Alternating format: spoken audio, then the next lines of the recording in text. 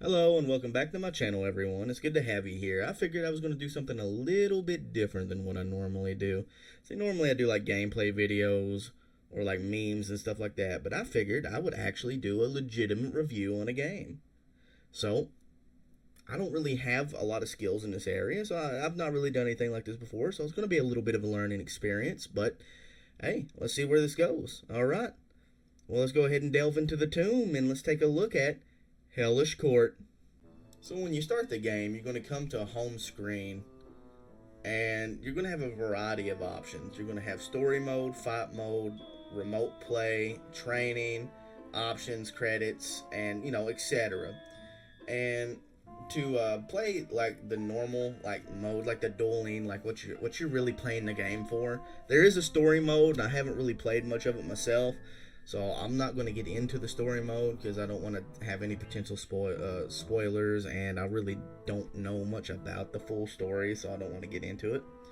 But the majority of the gameplay is going to be from the fight menu, and you're going to go and you're going to pull up a variety of things. Like there's going to be like arcade, survival, history, uh, versus CPU with the player on the right, which means like it's swapped for those players who are particular in what side of the map they play on, versus another player, and you can set up CPU versus CPU duels, which can be a little bit buggy, but it is entertaining to watch.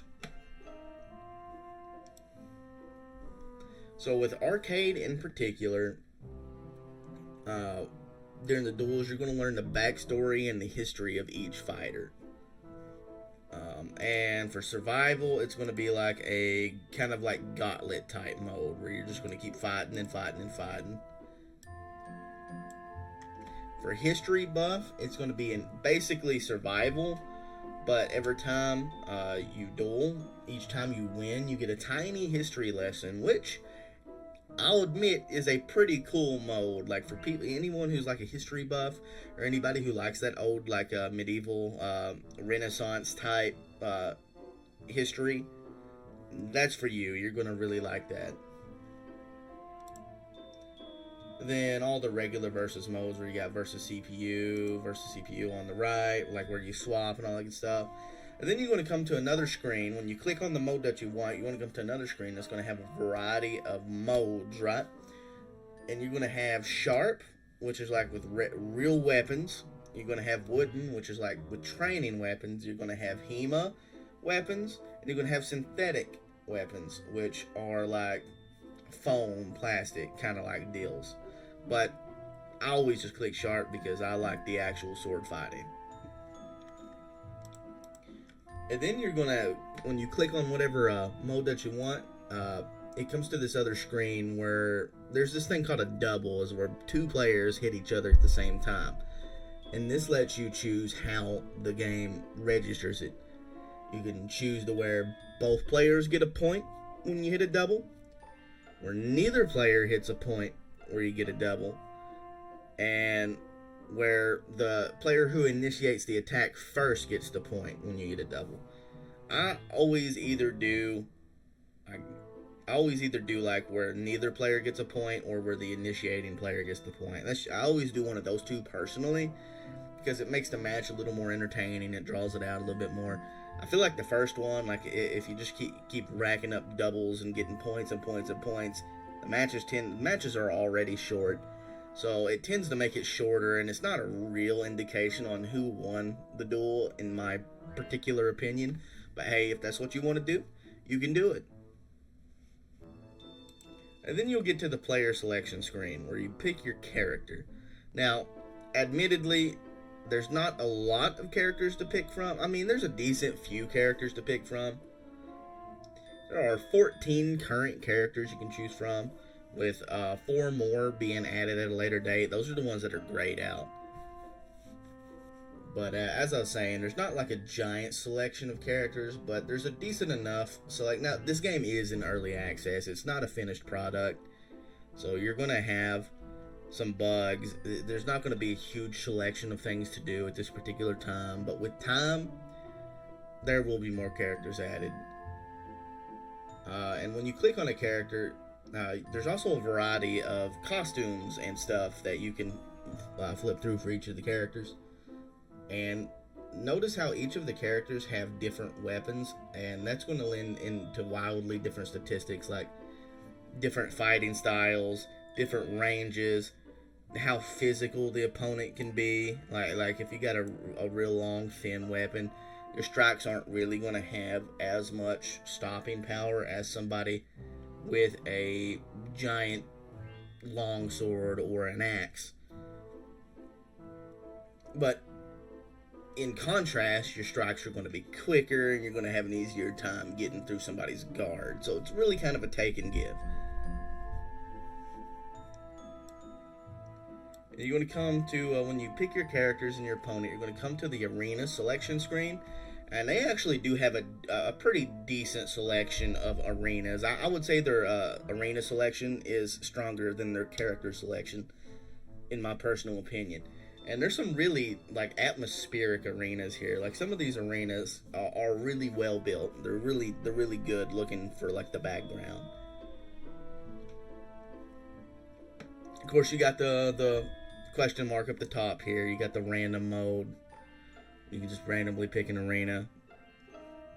That's always handy in case you're having trouble picking from one of the really nice arenas. So, the combat is the main focus of this game. And it's based heavily on physics and realism.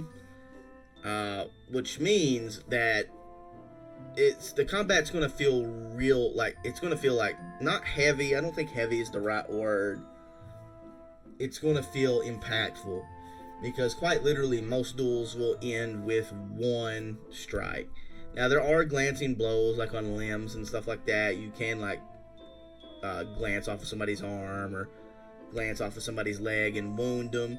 And that oftentimes won't stop the battle, but it will definitely impact how they perform for the rest of the duel.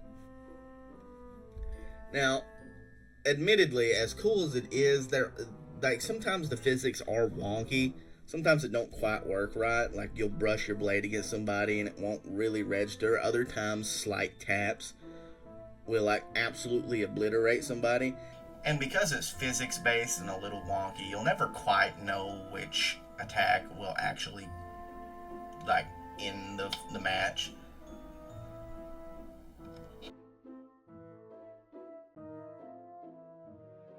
As you can see right there, like that first strike really should have decapitated that dude. It hit him really hard, but the follow-up strike is the one that killed him. Or the follow-up strike is the one that unalived him. And yeah, there's a variety of dueling methods in this game. There's different styles. Like each character is a little different. Like there's a lot of like small details, which I personally really like. It makes the game replayable because it's going to take you forever to it's easy to pick up, but it'll take you forever to master a character. And then you have 13 other characters to master, right? There's 14 total right now. So there's plenty of like room to replay and like test out the engine and stuff like that. I think this game has some real promise, and I'm super intrigued on where it's going to go in the future. So I'm going to be following it. I'm going to look out like when it has a full release, and then I might do another review video on it then to see what the differences are. Anyway, that brings this review to an end, and honestly, I would have to recommend the game, even though it's a little wonky in its current state. You have to keep in mind it is early access, it's not a finished product, and yet it's still an entertaining game. So I would strongly recommend it. If I had to give like a number, like a rating, I would have to say in its current condition, it's like a 6.5 out of 10. It's good. It's a little better than good, but it's not great. It definitely has some small tweaks that need to be done and some quirks that need to be ironed out, but for an early access game, it's pretty cool, and I do recommend it. And before we go, here's some gameplay footage without any commentary so you can see how the gameplay actually feels.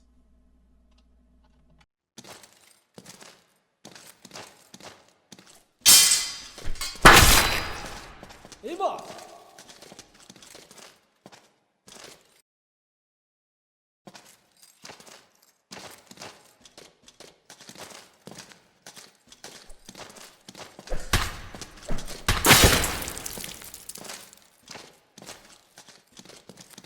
Hey.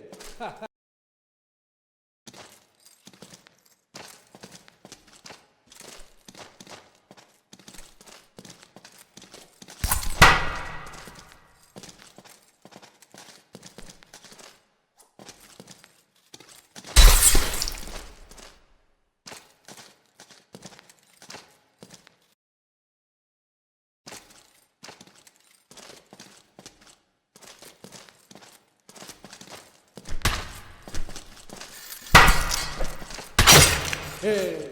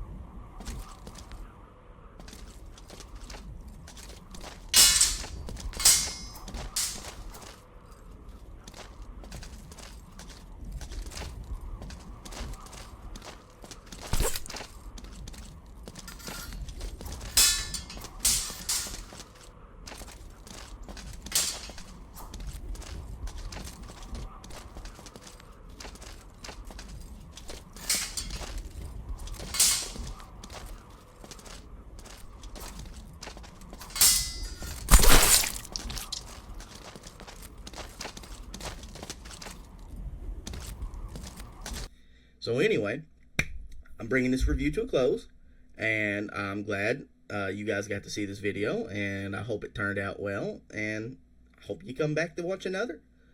Anyway, have a good day, and goodbye.